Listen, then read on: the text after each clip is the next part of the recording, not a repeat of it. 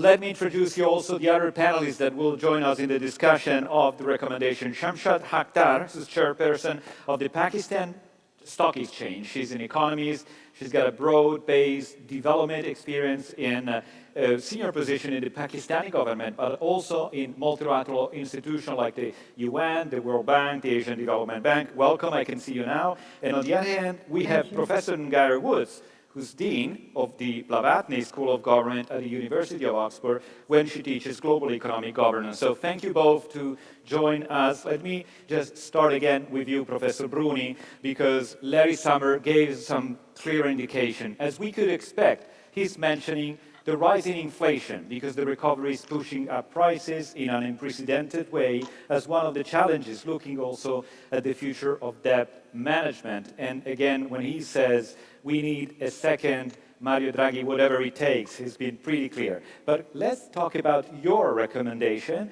and compare with what the Italian presidency is doing ahead of the G20 and has been doing for all the year. I can mention the Finance G20 in Venice in July, for example. What can you suggest on top of what Italy has been doing and working on in order to face these great challenges that he's been talking also? Well, our task force on international finance has many proposals. We have written them in many policy briefs. They cover several topics, including ways to increase transparency and to decrease corruption in global capital flows, agendas to cooperate in confronting digital monies, proposals to reform central bank strategies, and to cope with new sources of financial instability like climate change or artificial intelligence. But obviously, we have devoted special attention to the central problem we are discussing today, which is the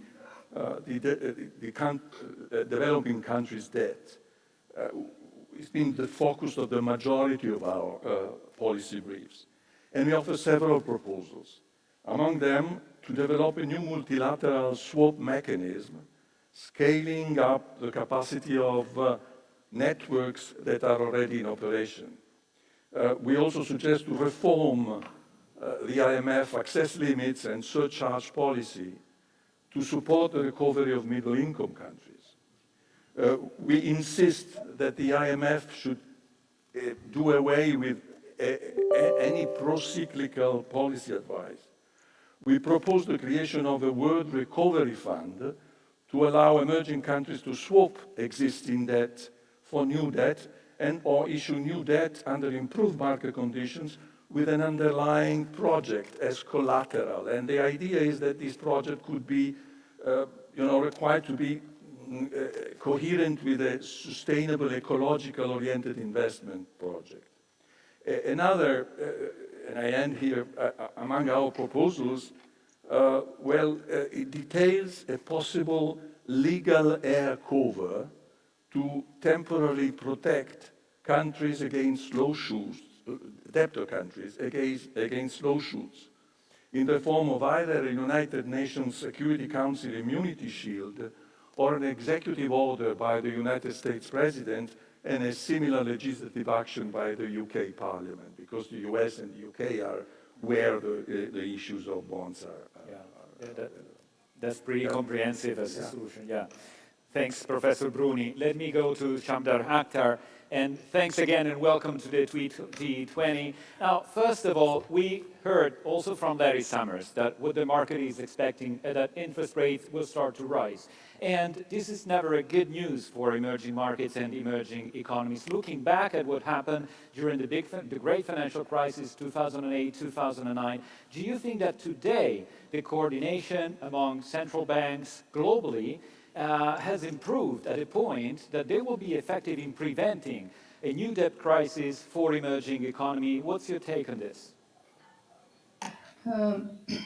I come with mixed feelings on this. Has the coordination been effective among central banks? Yes, it has been effective, but the coordination, as we all know, occurs at multiple levels, and its experience at best has been mixed. The G20 debt moratorium scheme has offered the needed respite for over 20 months or so, and the common treatment framework for debt, despite its benefit for facilitating debt restructuring, has not been successful in engaging some important creditors, the private creditors and the few official creditors. This, of course, poses problems in resolution, as 55% of the low-income countries' debt is non-concessional, in non-concessional terms, largely from private lenders and non-Paris Club members. Good news is so far world has avoided systemic debt crisis as central banks and multilateral development banks acted forcefully. Of course, the guidance of G20 has been welcome. Central banks' historical low interest rates have undoubtedly been instrumental. Monetary stimulus by advanced countries has been unprecedented, almost 20%, relative modest amounts, 2% from the developing countries, given their limited scope. But what's unusual has been the 20 emerging markets central banks that have also launched asset purchase programs, a new arena where they have indulged swift restructuring of the bilateral currency swaps, including between advanced countries, central banks, and emerging markets, with, of course, also the Central Bank of China targeting its focus countries for bilateral swap, has also helped in managing the volatility and the liquidity. So with forceful response, central banks' policy and instruments, as measured by the IMF, has been close to about 17.3 trillion, which is unprecedented. So to conclude this particular question, world has bought time, but promised to support countries with unsustainable debt. But pandemic, if prolonged, and if all creditors not on the table and debtors not calibrating their debt sustainable analysis, systemic debt crisis cannot be ruled out. IMF should condition debt restructuring subject to private creditors and non-Paris Club creditors' involvement. So I stop here on this particular question. Okay, thank you very much, Hamza Akhtar. And here in Milan, we are happy to have on the stage, you already saw him, Luis de Mello, welcome again, who's director of the Policy Studies branch of the Economic Department of the OECD. And in his role, he gives recommendation with his team to partner and countries that are inside the OECD to create a stronger, greener, more inclusive economic growth.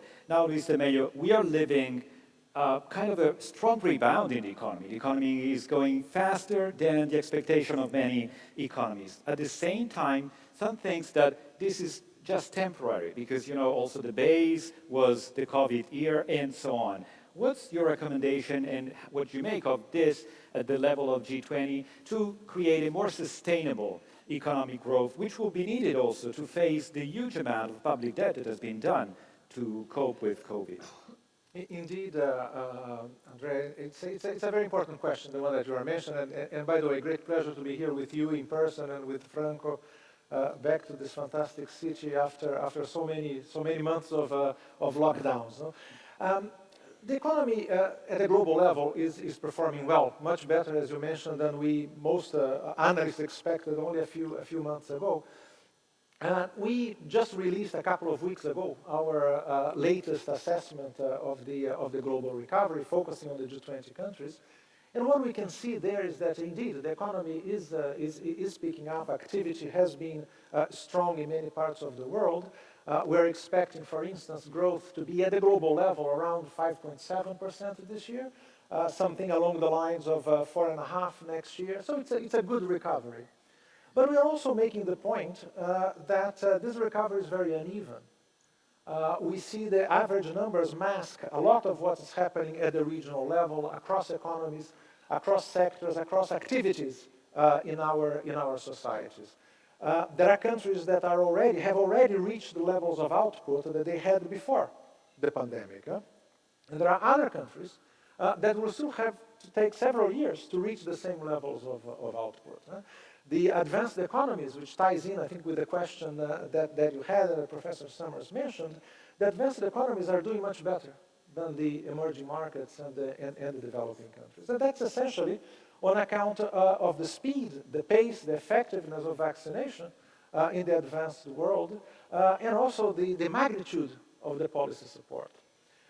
Take, for instance, in addition to this heterogeneity across countries, we see the same across sectors in our economies.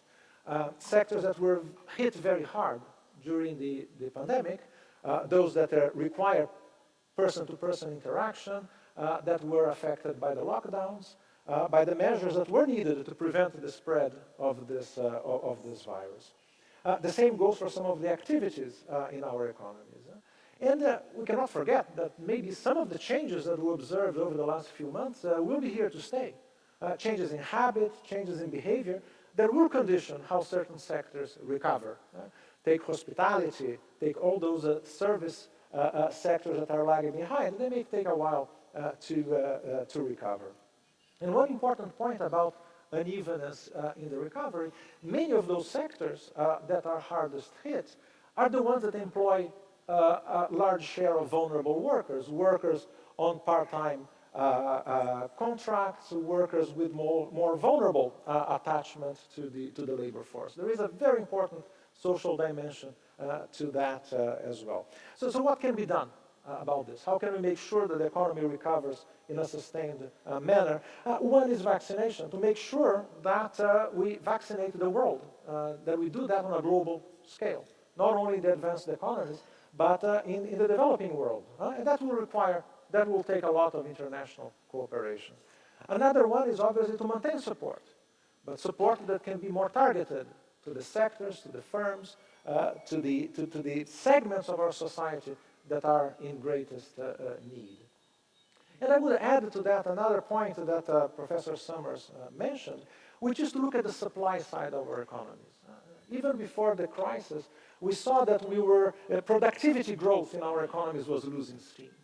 And this is an important challenge that needs to be addressed.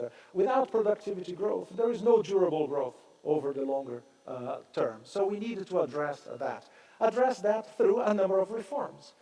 Investment, basically support for innovation, support for the digital transformation that will, I'm sure, come up in several discussions during this summit. It's an important driver of growth, but we are not fully prepared for that across sectors, across segments of our society. And one final point that has to do with the work of the task force I'm associated with, which is to prepare for climate change. And there again, we will need to basically do a lot more to decarbonize our economies, to invest, to put together the needed infrastructures that will be required to achieve that within the time frames that the world has set out to do that. So I would just say, Andrea, that it is difficult times. I mean, this crisis has been associated with huge social, human cost and losses. But there's an opportunity here. It's almost a commonplace to say that there is an opportunity, but there is an opportunity to address those supply side challenges and to make headway in areas where we know that further work is needed and we need to act together more intensively in the years to come. Well, I would have many questions, but I have to move fast also to Professor Geyer Woods.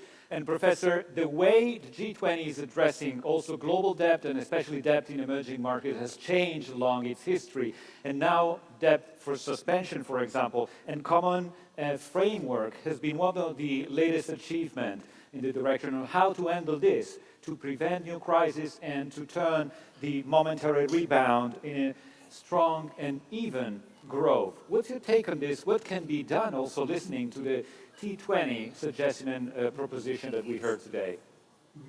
So, terrific question. I mean, there's two underlying things that I think we have to recognize before speaking about debt. And the first is, as Luis just intimated, wealthy countries' policies have unnecessarily prolonged and deepened the COVID crisis in developing countries.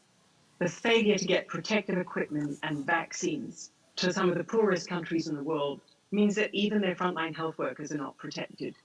the continent of Africa still has less than 2% of the population vaccinated, even as the world is on track to produce enough vaccines to vaccinate everybody. So there is a real responsibility on the wealthy countries who, as I said, are unnecessarily prolonging the economic impact of COVID in the poorest countries.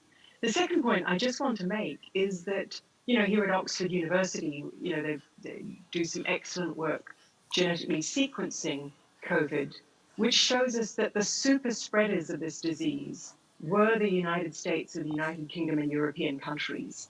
That if we look at why the disease spread so quickly to the poorest countries, we find it was the cities with the largest flows of people in and out that failed to contain those flows fast enough.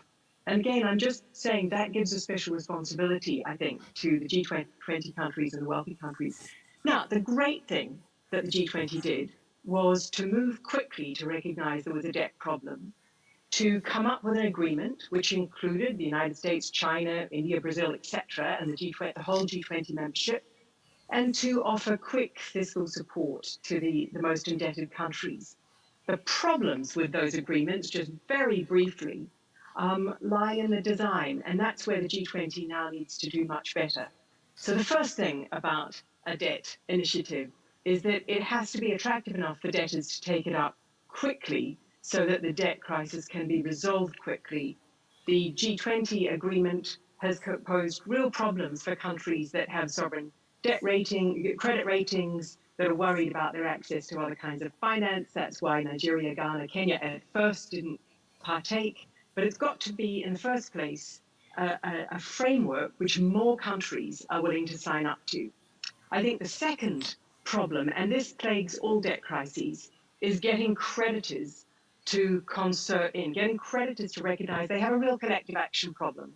If each one of them tries to grab their money and run, the system very quickly collapses. And as Shamshad said earlier, the G7 private creditors have not come to the party. Unsurprisingly, therefore, China has started categorizing the China Development Bank loans as private sector, so that like the G7 private sector creditors' debt, they're not included. And the multilaterals themselves, of course, being senior creditors, are not included. To me, this points to, yet again, fourth financial crisis that's global, that points to the need for some kind of bankruptcy mechanism at the international level. It's difficult. That's why the world always pushes back from it. There's very, very powerful vested interests to prevent it, which is why the world pushes back from it. But I think this really shows why it's necessary. And then just my final point on this is that there's a risk. I want to come back to what Larry Summers said about linking our climate ambitions with our health ambitions and fighting COVID and the growth ambition for the world economy afterwards. Developing countries will need new finance to do all of these things. And there is a risk that both the debt service agreements and the new finance, which might come out of the IMF special drawing rights agreement, that these new kinds of finance are going to be too conditional. And the problem with that is conditionality takes the multilaterals and the bilaterals far too long to work out. It means that when you need quick fiscal support, just as now, as in the global financial crisis, instead you're left in the emergency room for months and months and months, waiting for the final details of the conditionality to be sorted. The second is it leaves the debtors with too much uncertainty. How can they plan if they don't know that the funding will be available? And that has a knock-on consequence for the markets, where conditional financing doesn't leave them with enough certainty to concert in with the public sector lenders. So to me, the G20, it was terrific. They took this first step. They now need to move quickly. They've got to stop blaming each other. There's got to be less blame between the G7 and China about whose credits are involved and not. Everyone needs to sit down and recognize we actually need some kind of bankruptcy mechanism, and new finance has to flow, and it's got to not fall into the trap of everybody wanting to plague it with endless conditionality. Thank you. Thank you, Guy Woods, for this. To me, this is a crucial discussion that could last hours, but we have to wrap it up, unfortunately, so I have to have a second round of very quick questions and answers. So starting again with Shamanat Akhtar, I would like to understand if in your view, what Larry Summers told us, that we need a reform of the sustainable development banks, for example, is one thing that should be taken into consideration, but also how about the existing debt resolution framework? Do you think this is adequate to manage, to handle the situation, looking ahead, or in which direction should we move? So there are lots of issues with the debt resolution framework, but they are a welcome development because they have given some respite to the developing countries and developing countries, particularly the low-income countries, because a lot of the other countries are not benefiting from this. They have been excluding. Um, there are lots of vulnerable countries, but the scheme does not extend to them. Let me outline what I mean. The middle income countries facing unsustainable debt burdens remain ineligible for G20 initiative. There is no mechanism that can compel and incentivize private creditors that hold larger share today of the low income countries, almost 55%, and the middle income countries' debt today have actually today are not participating in the debt resolution framework. There's need for a more functional framework that benefits broader group of debtors and encourages participation of all creditors that I talked about. Now, depending on the debt profiles and country vulnerabilities, there is need to encourage flexible deployment of a range of instruments and options, such as debt exchanges, reprofiling of the debt, debt buybacks, debt swaps with supported credit enhancements through multilateral development banks guarantee mechanism, and of course the state contingent instrument for which the literature has been published by the IMF. They could all be used to build the debt moratorium into contracts, moratoria into the contracts. There's need to enhance debt sustainability analysis, which is a critical pillar for the determination of the level of debt distress, and deploy most suitable debt resolution instruments that I talked about.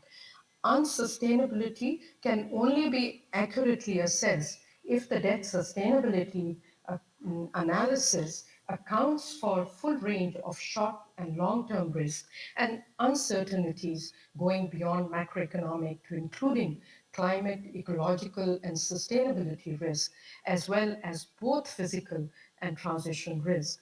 Enhanced debts sustainability analysis ought to eventually offer the sound basis for debt scenario analysis, capturing the needed scaling up of investments in climate adaptation and mitigation. I do feel that official and private creditors' appetite for debt resolution would be higher if the funds that are released from debt resolution are categorically deployed for sustainable development to maximize the development impact of this particular action.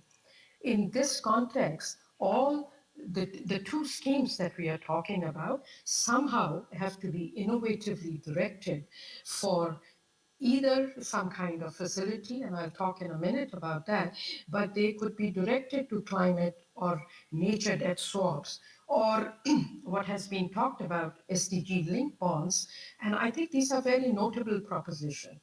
More holistic proposal, which we have offered in a report that I have done with some of our co-authors, is to actually establish a guarantee facility for green and inclusive recovery, which can divert debt relief into a fund that is used by countries for promoting debt transformation, climate adaptation, and mitigation. And I fully agree, Ms. Wood, that we have to give the flexibility to the country. So you have a pool of funds, you provide a guarantee facility, and then you allow the countries to put across in one shot their game plan on sustainable development and climate action so that they can draw on that. So to conclude, to me, a more effective resolution framework would, of course, be a desirable outcome of 2020 debt legacy because the amount of global debt is huge. I mean, we are still in the range of 100% of GDP.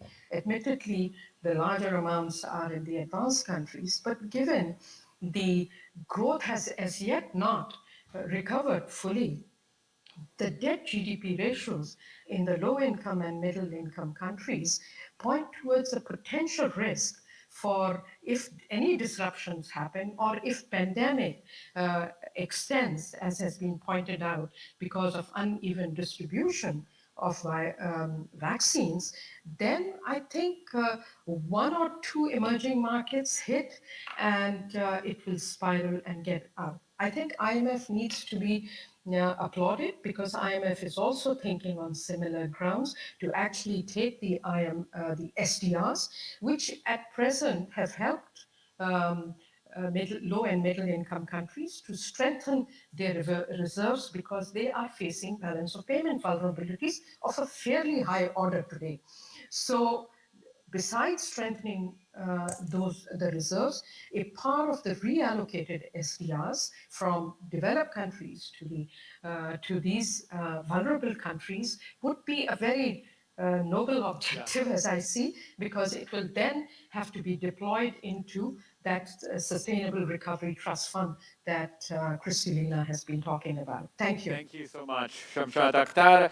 Now, Luis de Mello again here, and in a nutshell, because time constraints, but how about the solution to make that sustainable? During the summer, in July, the G20 in Venice agreed on a minimum global tax, which is a proposal that's been discussed at the OECD level before the deal was, in a way, done in Venice. What do you make of this, and will it play a role in making that more sustainable looking at the future? Indeed, Andrea, the issue of sustainability of the public finances will be very important. I mean, the fiscal support that has been put in place during the pandemic has been exceptional, and it has been important to buttress our economies to the extent possible, given that big chunks of our economies were put on hibernation mode, if you want, to contain the spread of the virus.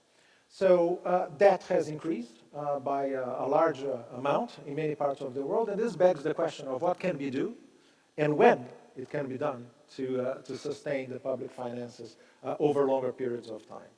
So on the what, I think it's important to recognize that there is much that will need to be done to face the pressures of population aging, to face the pressures of digitalization that was mentioned here already, to finance the provision of the infrastructures needed for digitalization, for climate change and decarbonization, and so on. You mentioned the case of tax reforms. And that's a very good example of what can be achieved at the global level.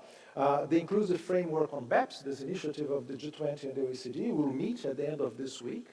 So hopefully this agreement will be finalized. And it's an important one because it shows that an internationally agreed set of rules to make sure that, that multinationals pay their fair share of taxes everywhere in the context of this globalized, digitalized economy can actually be achieved through collective action. This is important because of the revenue that it can raise, but also possibly even more importantly, to make sure that there is a set of rules that are clearly defined, that are consistent, that are agreed internationally, that can provide clarity to international tax systems, that can boost the equity of our international taxation. So a very good example of what can be achieved in that area. But I would say also, Andrea, to conclude here, that it's also important to think of the set of rules, the fiscal frameworks that we say in the economic jargon, to achieve this longer-term sustainability. And by that I mean basically everything that can be done to define a path for bringing our public finances on a more sustainable footing, to define this path, to define the policies or changes that are likely to take place around this path. And this is important because it builds confidence. It builds transparency in fiscal policy, which is extremely important moving forward, since this has to be a societal decision as well of how we achieve, where we go, and how we can deliver the policies that will be needed, that will require action on the public finances as well. Oh, very interesting. Thanks for that, Luis Amelia. And Gary Woods, let me end up with you asking if, looking back at the great financial crisis when basically the activity of the G20 started, are we well equipped in case of a new financial distress moment? Do you think that the governance at the global level today is in a better shape to handle the risk of instability that is connected to the way we are getting out of the COVID pandemic? Thank you for that question. Look, I think we're going to have to work very hard and very quickly in the G20, and I think that's what this T20 is all about, helping the G20 work much harder and faster to get more in place for the next global financial crisis. There will be another global financial crisis, but it will have two dimensions which will make it much more threatening to all of us than any previous global financial crisis. And the first is because of the effect on health. Zoonotic diseases, the next pandemic, probably won't come from the wealthy countries. It'll come from countries where every single one of us rely on the frontline health workers, the frontline testing facilities, the frontline ability to do surveillance, to know that there's a pandemic in the offing, and then to seek global cooperation to deal with it. So we cannot afford, in the next global financial crisis, to put the countries where health risks will come from at the highest risk of not being able to notify or contain us of those future pandemics. So we've got to have a global financial system and assistance system that helps those countries with great speed and efficacy for health reasons. The second is climate. It cannot be, and it will be, that if in the next global financial crisis, that the first thing that poorer countries in a debt crisis will have to cut is all of their climate mitigation and adaptation work. That will be disastrous for the climate effects that every single one of us face, and it will equally be disastrous for the migration, refugee problems, and eventually security problems that will bring onto the shores of Europe. So, but let me end with a slightly more positive, perhaps, note. You know, the G20 in doing this, you know, it has taken some steps. The very fact that we have a G20 that is prepared to come together, that is prepared to take at least baby steps so far, is a very positive thing. And we also live in a world which manages to create dazzling new financial instruments every day. I'm sure those students of Bocconi are being trained to produce dazzling new financial instruments. Sadly, mostly, these instruments seem to only direct proceeds to the institutions that create them. The finance industry seems sometimes to have lost its way. It's lost its purpose, which is innovative, better intermediation. And if we can relink financial innovation to the reason why it exists, which is to match need, risk with finance, and to do that in an innovative way, which actually does deliver and intermediate rather than simply funnel, rather than simply acting as a kind of proprietary casino, then we'll be in a great position to deal with the next global financial crisis and to ensure that it doesn't exacerbate both a pandemic and a climate crisis. Thank you. Thank you. Thank you so much, also Professor Gary Woods. And it's been a very serious and a terrific discussion. We know that we need a debt to support the economy through the crisis. We know that it will bring some financial instability. And so to leave you on a positive note and also with a smile, I can mention what one of the most popular modern philosophers says about alcohol, which is the cause but also the solution of all life's problems. And debt has been probably the solution, but could be the cause of some problems in the future if we do not manage properly the hangover of the debt. We had a lot of that. And by the way, the philosopher is Homer Simpson, who's always inspiring. Thanks, everyone, for joining the discussion. Dr. Shamta Akhtar, Luis Amelio, Gary Woods, Professor Franco Bruni. Thanks, everyone, for participating in the first session of our T20 forum here in Bocconi University.